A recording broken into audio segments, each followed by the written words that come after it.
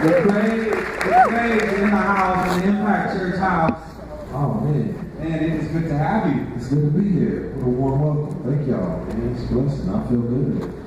This is warmer than Fallon. This is like authentic. I feel like people really want me here. It's not like a studio audience. It's like for real. Yeah, that's actually true. We do want him here, right? So many of us have listened to your music and watched you really flourish over the last decade with your music. Like I said, you've been on Fallon a couple times, 3 times. You've hit the #1 spot on the billboards. I mean, that is not a Christian music billboard, but the billboard. Just like Get Out of the Way, Slim Shady, Get Out of the Way, Little Drake, Get Out of the Way, Here I Come. But I wanted to maybe get away from that for a minute, just to get to know you a little bit, and start off by talking about your family. I know you're a family man. Tell us a little bit about the Lecrae family. Yeah, I am 10 years married this year. That's who I'm for.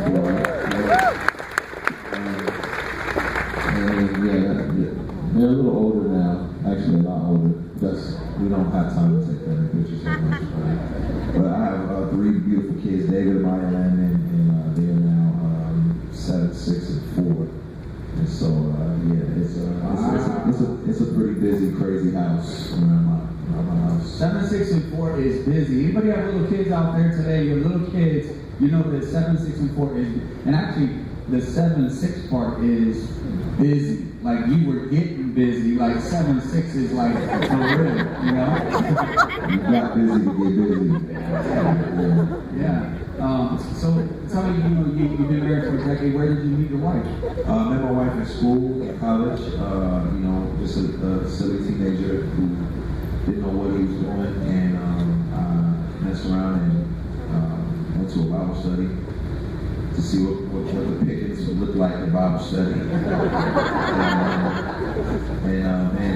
We became really great friends, and years later, we started dating. So tell us about, you saw a picture of your beautiful family. Tell us about your childhood family. So I definitely grew up in a kind of a broken, kind of dysfunctional childhood. So it's a blessing to me to kind of break a lot of those cycles. I didn't grow up with my biological father. My mom and him got together. I was and it didn't work out. A lot of drugs, a lot of craziness and abuse happened there. So I never got a chance to really meet him or get to know him, and obviously that caused a lot of pain. Grew up heavily influenced by just guys in my community, my uncles who were street pharmacists, and I'm just trying to be politically correct here. So just experienced a lot of childhood traumas, abuse, frustrations, issues, and a lot of things that would that could have made me bitter, but instead God's usually made me better. So yeah. Yeah, that's good. And I know that there's always a chance that some of you have not yet heard Lecrae songs or a song. Maybe you're watching on TV or you're watching the live stream today.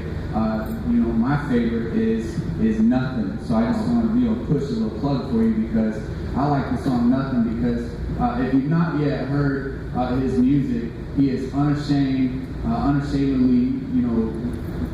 singing, rapping, rhyming about Jesus Christ, and to have somebody who is unapologetically giving praise to Jesus Christ and being real and talking about life, to shoot up over the top and to hit #1 on the Billboard, and for God to just use it in such a powerful way, that is what music should be about. Because the song Nothing is really talking about, there's a lot of songs that really ain't talking about nothing. And I just love it because what you're talking about is everything.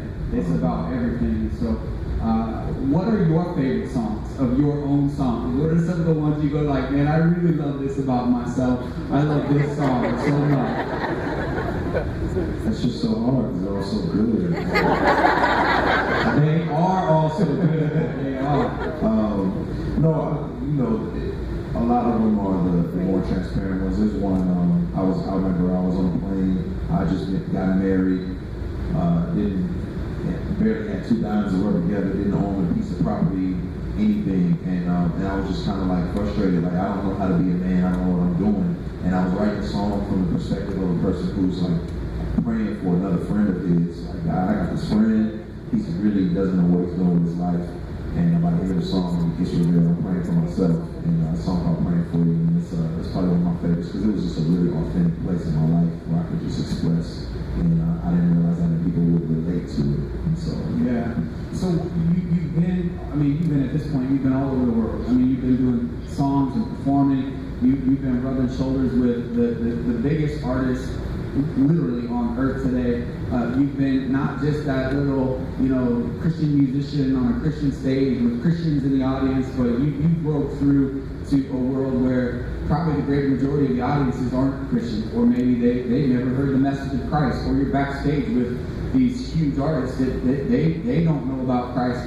What is it like when you're on a stage like with, Rock the Bells, or you're on a stage where there's all these artists that are just, they're glorified by everybody else. They're the God for everybody else. And then you come in with this message of authentic hope and realness, and it's all points to the cross. How is that accepted by the artist? But also, how is that accepted, or I should say more, how does the crowd react to that when you're rapping in the same venues as those guys?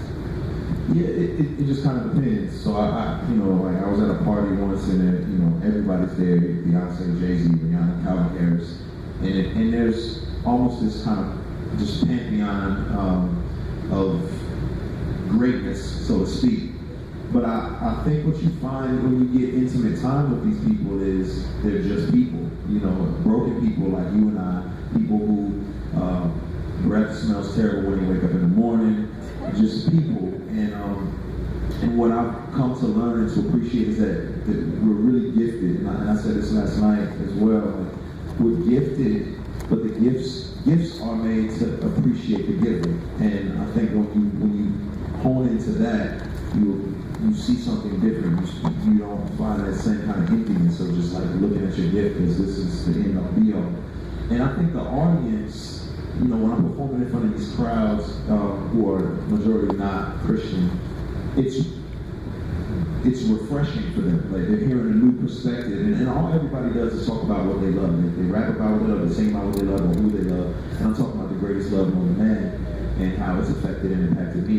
And it's just a refreshing perspective. People are not hostile. One, because we fight really hard to make sure that we take the craft seriously. We're not just up there like, just trying to cram a message down people's throat, but we really care about the music and really care about the craft and the art of it.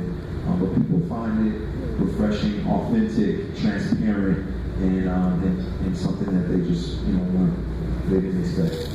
So what about the artists? What about, I'm thinking like these guys, they're really, they may not know it, but they're lost. Like, a few years ago, I had the opportunity to interview Rev Run from Run DMC. Rev sat right here where you were, and he talked about when he was at the peak of Run DMC, he talked about, I had everything. I mean, I literally had everything. I had all the money you could need. I had all the fame, all the fortune.